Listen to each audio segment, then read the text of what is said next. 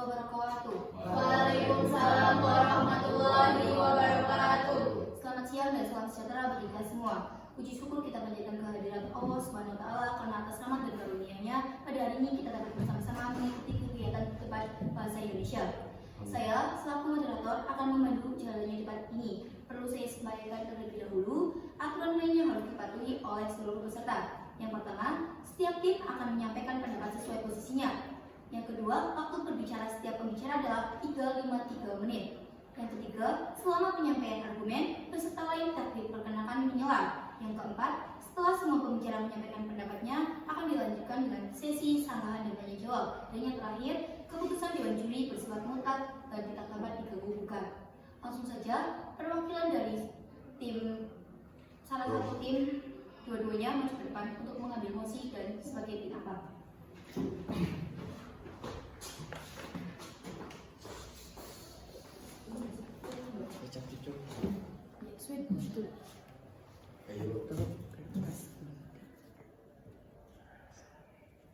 Tuh, kertas. Masih 3 kali bilas.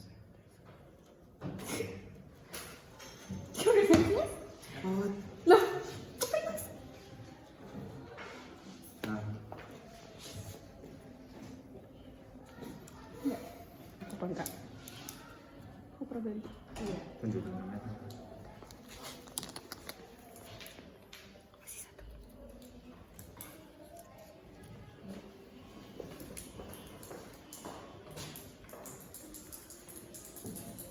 Baik, sebelum memulai debat, izinkan saya memperkenalkan tim yang hadir pada hari ini. Di sebelah kiri saya sebagai tim kontra, di sebelah kanan saya sebagai tim pro. Dan debat pada hari ini yaitu dengan mosi produk MBK hanya diberikan kepada anak-anak yang tidak mampu saja. Langsung saja, sekarang kita mulai dengan pembicara satu tim pro dengan waktu 3 menit. Dimulai dari sekarang. Assalamualaikum warahmatullahi wabarakatuh. Waalaikumsalam warahmatullahi wabarakatuh.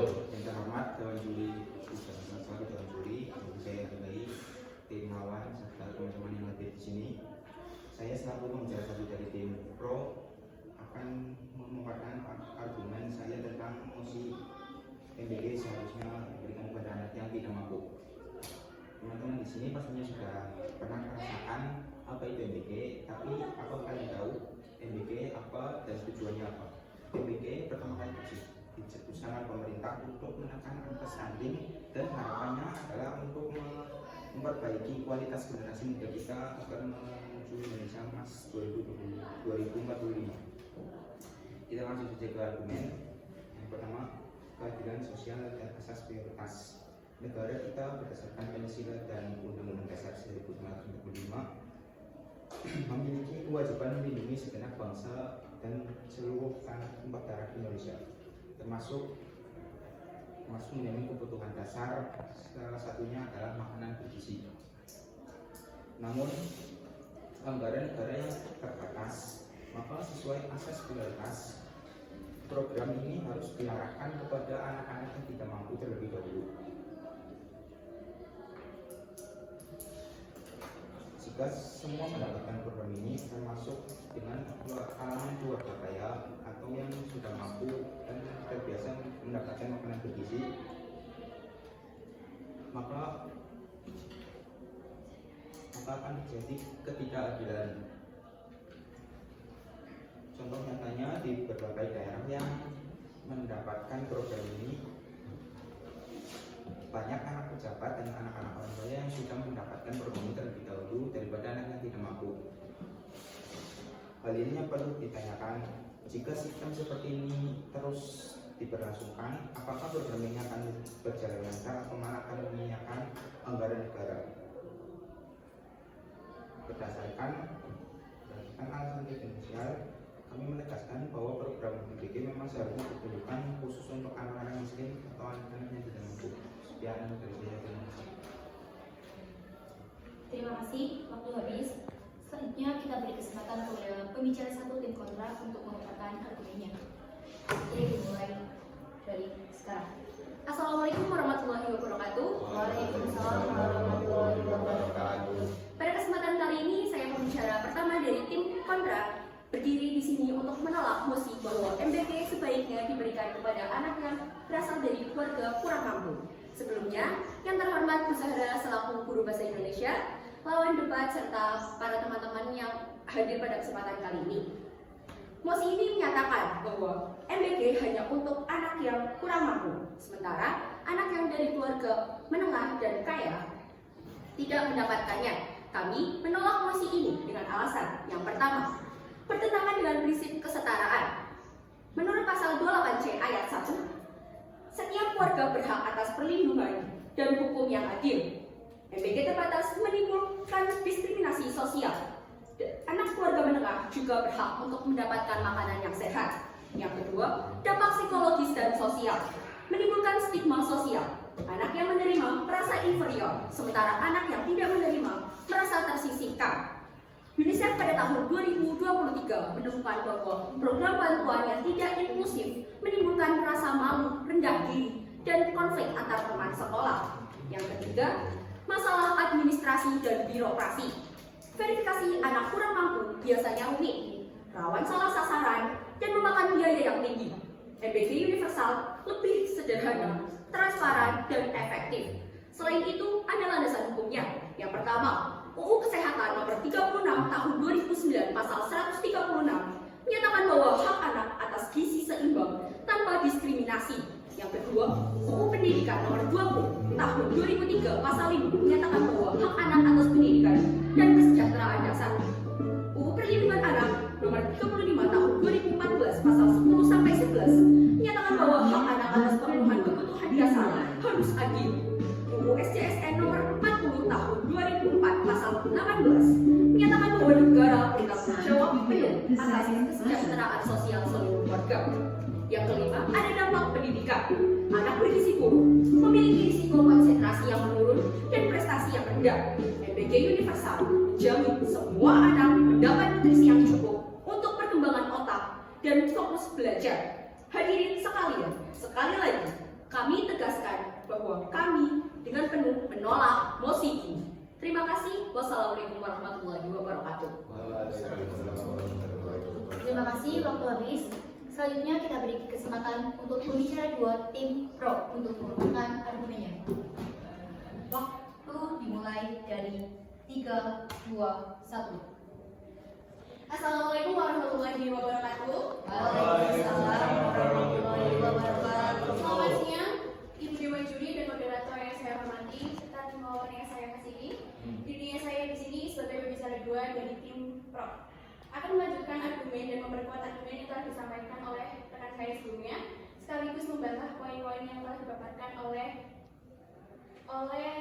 stimulan saya sebelumnya. Pada kesempatan kali ini, saya juga akan menegaskan kembali posisi tim kami dan memberikan penegasan lebih dalam agar jelas mengapa mosi ini sebaiknya kita terima. Tadi tim lawan menyatakan bahwa semua anak berhak atas gizi, berhak atas keadilan. Kami setuju soal keadilan, tetapi tidak setuju bahwa solusinya adalah memberi MBG kepada semua anak. Karena dalam kenyataannya, kebutuhan tiap anak tidaklah sama. Jikalau anggaran dibagi merata, yang paling membutuhkan malahan mendapatkan porsi yang kurang. Poin penting yang saya sampaikan adalah program MBG lebih baik dibagikan kepada anak-anak yang kurang mampu, karena anak-anak dari keluarga yang miskin. Tapi tadi, mengulang saja, kami membahas tentang asas pasal Undang-Undang SSJL tahun nomor 40 tahun 2004, pasal 18, negara bertanggung jawab atas kesejahteraan sosial untuk seluruh warga.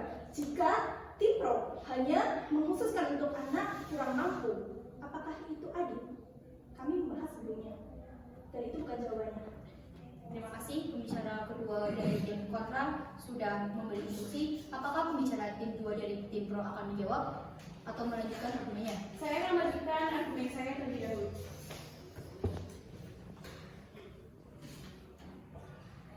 Kami setuju soal keadilan, tetapi tidak setuju bahwa solusinya adalah memberikan MBG kepada semua anak. Karena dalam kenyataannya, kebutuhan setiap anak tidaklah sama. Jika anggaran dibagi rata, mereka yang paling membutuhkan malah mendapatkan porsi yang kurang. Poin penting yang ingin saya sampaikan adalah program MBG lebih baik dibagikan kepada anak-anak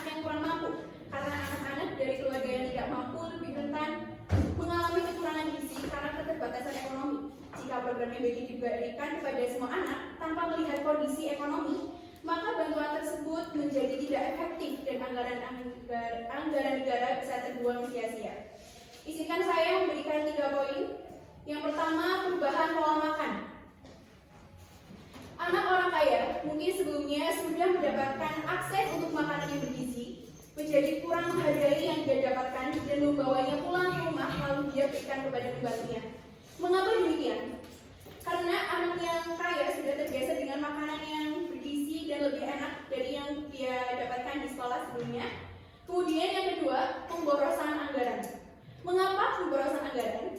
Karena anak kaya sudah memiliki akses untuk makanan bergizi, dan pemborosan anggaran terjadi karena uang yang seharusnya bisa dialokasikan kepada orang yang kurang mampu atau orang yang susah mendapatkan makanan bergizi menjadi teralokasikan kepada orang yang sudah tercukupi gizinya. Kemudian yang ketiga, sampah. Mengapa sampah? Karena yang terjadi di lingkungan kita sekarang saat ini terlihat dari anak dari keluarga yang mampu, anak dari keluarga kaya tidak berselera dengan makanan tersebut karena terbiasa dengan makanan-makanan yang enak di rumahnya, menjadikan makanan tersebut dibuang dan sampah makanan tersebut menumpuk berdampak bau dan kotor, apalagi jika membuang sampahnya sembarangan. Sebagai penutup, saya menegaskan kembali bahwa program MBG akan jauh lebih efektif jika difokuskan kepada anak-anak yang kurang mampu. Dengan bantuan-bantuan ini lebih bisa tepat sasaran, tidak mubazir, dan benar-benar memberi dampak nyata untuk mereka mendukung bahwa program ini seharusnya diberikan secara selektif berdasarkan kebutuhan ekonomi, bukan merata secara Instruksi Undang-Undang Kesehatan 36 tahun 2009 pasal 136 kami sudah membahas sebelumnya. Hak anak atas gizi seimbang tanpa diskriminasi. Tanpa diskriminasi. Kita harus adil. Kamu membahas dari tadi bukan membahas jawaban yang saya tanyakan. Dari tadi kamu hanya mengucapkan tentang poin-poin, bukan menjawab apa yang harusnya kita jawab. Apa yang harusnya kamu jawab tentang apa yang tim kontra pembicara pertama tanyakan. Oke. Kami menolak karena itu tidak adil. Anak mampu tidak kekurangan gizi, sementara anak yang kurang mampu sangat bergantung pada bantuan ini. Kalau dibagi rata, justru anak benar-benar butuh jadi kurang dapat perhatian. Oke, waktu habis, maaf, lebih. Terima kasih, waktu sudah habis. Selanjutnya kita beri kesempatan kepada pembicara 2 tim kontra untuk mengungkapkan argumennya. Sebelumnya, waktu 5 menit dimulai dari 3, 2, 1. Assalamualaikum warahmatullahi wabarakatuh. Waalaikumsalam warahmatullahi wabarakatuh. Izinkan saya memperkenalkan terlebih dahulu. Perkenalkan nama saya Ida dari kita Cina Makwa sebagai pembicara 2 tim kontra. Sebelumnya, yang saya hormati Ibu Zahra sebagai Dewan Juri dan seluruh aktif lawan debat dan seluruh audiens yang saya hormati. Sebagai pembicara kedua tim kontra, saya akan memperkuat argumen sebelumnya. Oke. Menurut dampak psikologis dan moral, anak yang menerima MBG, khususnya anak miskin, bisa membuat anak miskin itu rendah diri dan malu. Apakah tadi saudara sudah menjawab jawaban kami yang kami tanyakan? Sebelumnya, saudara hanya menjawab tentang anggaran dan anggaran, tidak menjawab tentang apa yang harusnya tim pro jawab. Oke, kita lanjut. Menurut WHO tahun 2003 menunjukkan anak yang merasa inklusif memiliki motivasi belajar rasa percaya diri kurang lebih 15-20% lebih tinggi dibanding anak yang merasa terdiskriminasi. Oke, dampaknya ini menimbulkan stigma, rasa iri dan konflik antar teman. Jadi kami sudah tanyakan sebelumnya. Timur juga tidak memberikan sanggahan sedikit pun tentang apa yang kami tanyakan. Jika anak yang belajar membandingkan status ekonomi, apakah nantinya tidak akan terjadi diskriminasi? Jika hal itu menjadikan diskriminasi, apakah itu akan menimbulkan nilai keadilan dan inklusif? Tentu tidak. Dampak ekonomi dan verifikasi juga itu hanya dipaparkan saja, tidak dikuatkan dengan bukti-bukti. Sebelumnya, tim pembicara kedua itu harus mengungkapkan tentang bukti-buktinya, membutuhkan biaya lebih tinggi. Tim kontra, tim pro pembicara kedua hanya membahas tentang anggaran. MBG universal itu lebih efisien karena kita tidak adanya diskriminasi ataupun membeda-bedakan, yang jelas nantinya akan memfokuskan cara mereka belajar, cara mereka bekerja sama di lingkungan sekolah mereka. Jika adanya diskriminasi seperti yang kami tanyakan sebelumnya, apakah nantinya tidak terjadi stigma sosial? Oke, pasti berdampak, bukan? Kami berikan contoh internasional yang kita ketahui di negara seperti Finlandia, Jepang, Korea Selatan menerapkan MBG universal di mana anak-anak lebih sehat, prestasi akademiknya meningkat, dan hubungan sosial harmonisnya tanpa adanya stigma ekonomi. Itu karena apa? Itu karena tidak adanya diskriminasi. Jika tim kontra tadi membahas tentang anggaran saja dan tidak memberikan tentang ketidakadilan, maka yang jelas adanya stigma sosial yang terjadi di lingkungan sekolah. Yang kita bahas selanjutnya, hak atas pemilihan kebutuhan dasar itu harus adil. Kami sudah memaparkannya di pembicara pertama. Tapi tim pro tidak menjawab sedikit pun apa yang kami paparkan. Menurut Undang-Undang Dasar Kesehatan 36 tahun 2009, pasal 136, hak anak atas gizi seimbang tanpa diskriminasi. Maka dari itu kita sudah tahu jawabannya. MBG universal itu lebih baik dan menjamin perkembangan otak, fokus belajar, dan prestasi akademik optimal bagi seluruh anak di Indonesia. Jika tim pro hanya membahas tentang anggaran dan bolak-balik tentang anggaran lagi, tidak menjawab tentang apa yang kami tanyakan, maka akan terjadi stigma sosial di kalangan remaja di lingkungan sekolah. Oke, interupsi. Yes. Saya akan menjawab pertanyaan dari tim kontra sebelumnya tentang munculnya diskriminasi antara anak mampu dan anak yang kurang mampu. Betul? Betul. Justru program ini bentuk keadilan sosial. Diskriminasi itu kalau Bentuk keadilan sosial dari mana? Interupsi sosial, diskriminasi itu kalau beda-bedakan tanpa alasan, tapi di sini ada alasan kuat. Kebutuhan anak yang kurang mampu butuh dukungan lebih agar bisa setara dengan anak yang kurang mampu. Karena ada dasar keadilan sosial. Atas dasar keadilan sosial tadi Oke, saya maaf, waktunya sudah habis. Cukup. Terima kasih. Waktu habis untuk pembicara kedua dari tim kontra. Selanjutnya kita berikan kesempatan kepada pembicara ketiga tim pro dengan waktu 3 menit. Dimulai dari 3, 2, 1. Assalamualaikum warahmatullahi wabarakatuh. Waalaikumsalam warahmatullahi wabarakatuh. Selamat siang kepada Dewan Juri, yaitu juara, tim kontra, moderator, dan para rekan-rekan yang saya hormati. Saya pembicara ketiga dari tim pro. Seleksi anak yang tidak mampu bukanlah sesuatu yang mustahil, apalagi dengan teknologi yang sekarang ini sudah canggih dan maju. Lalu bagaimana caranya program ini dijalankan? Dengan cara seleksi anak yang tidak mampu dengan menggunakan data yang sudah tersedia dan resmi.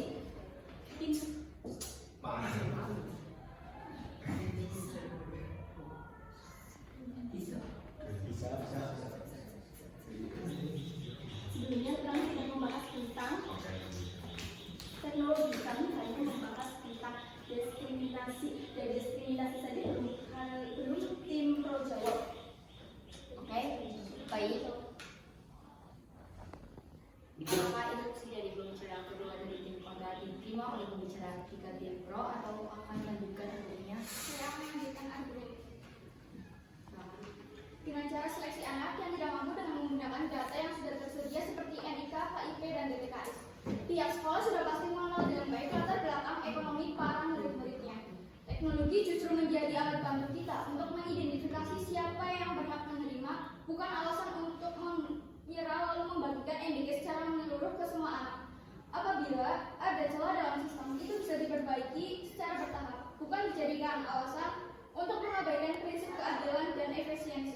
Bantuan harus diberikan berdasarkan kebutuhan, bukan karena takut sistem salah pilih. Pada banyak program bantuan sosial lainnya, mekanisme verifikasi seperti ini sudah bisa diterapkan.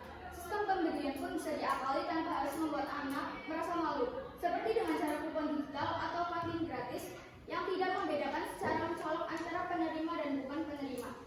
Apabila kita memberikan MBG kepada seluruh anak, maka anggaran negara akan membengkak. Efektivitas program pun menurun, serta anak-anak yang sebenarnya membutuhkan bisa jadi tenggelam.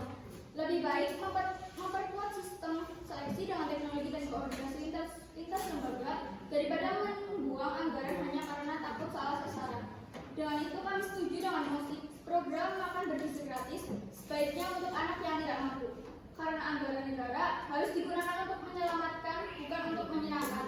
Dikarenakan sumber daya negara yang terbatas, sementara kebutuhan sangatlah banyak, maka jauh lebih baik apabila bantuan seperti MBG ini ditargetkan kepada anak-anak yang benar-benar membutuhkan. Kemudian, mosi ini dibenarkan untuk menerapkan amanat konstitusi yang mendorong negara untuk melindungi kelompok masyarakat yang kurang mampu. Sehingga saat kami mengatakan MBG sebaiknya untuk anak yang tidak mampu, itu justru bentuknya tepat. Oke. Waktu sudah habis. Terima kasih, waktu telah habis untuk pembicara ketiga dari tim pro. Selanjutnya kita beri kesempatan kepada pembicara 3 dari tim kontra untuk mengeluarkan argumennya. Dimulai waktu 3 menit, dimulai dari 3, 2, 1. Assalamualaikum warahmatullahi wabarakatuh. Waalaikumsalam warahmatullahi wabarakatuh. Perkenalkan nama saya Mahdi Maulana yang sudah teman-teman pasti tahu lah ya. Oke ya. Di sini saya sebagai pembicara ketiga dari tim kontra. Saya akan menegaskan kembali argumen yang telah disampaikan, merangkum semua poin dan menjelaskan mengapa mosi ini harus ditolak tegas. Yang pertama, prinsip kesetaraan dan inklusivitas. MBG hanya untuk anak miskin menimbulkan diskriminasi. Semua anak berhak atas gizi yang layak tanpa memandang status ekonomi. Yang kedua, dampak jangka panjang. Anak yang nutrisi terpenuhi menjadi generasi sehat, cerdas, kreatif, dan berdaya saing. Anak yang tidak mendapat MBG akan tertinggal, menciptakan ketimpangan sosial di masa depan. Yang ketiga, landasan hukum. Undang-Undang tahun 1945 pasal 27, 28D, 34 ayat 2 dan Undang-Undang Kesehatan 36 2009 pasal 136. Yang keempat, dampak psikologi dan moral. MBG universal menumbuhkan solidaritas, empati, dan rasa adil. Anak-anak tidak merasa inferior atau tersisih karena status ekonomi. Yang kelima, efisiensi dan pemberdayaan ekonomi. MBG universal memberdayakan UMKM catering lokal, meningkatkan pendapatan petani, dan membuka lapangan kerja baru. Yang keenam, contoh sukses internasional ada negara Finlandia, Jepang, dan Korea Selatan. MBG universal meningkatkan kesehatan, prestasi akademik, dan moral sosial anak-anak. Dan yang terakhir, pengawasan akhir. MBG sebaiknya. Jadi tim kontra mengatakan Apakah instruksinya diterima atau mau dilanjutkan lebih dahulu? Lanjut aja lah. MBG sebaiknya diberikan secara universal, bukan hanya. Jadi tim kontra menyatakan bahwa semua orang itu punya hak yang sama atas gizi, betul? Betul. Semua memang punya hak, tapi negara punya kewajiban lebih besar untuk melindungi yang rentan. Hak sama bukan berarti semua harus dapat porsi yang sama, tapi yang lemah harus diprioritaskan agar bisa mengejar ketertinggalan. Lebih 20 detik. Baik. Lebih 20 detik masih saya lanjutkan. Silakan jawab. Waktu Waktu ke Undang-Undang Kesehatan 36 2009 pasal. Oke, cukup waktu sudah habis.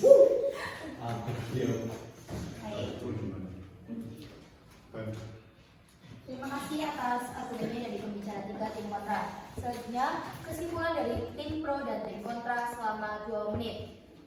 Saya beri kesempatan kepada tim pro untuk memberikan kesimpulan. Waktu dimulai dari 3, 2, 1.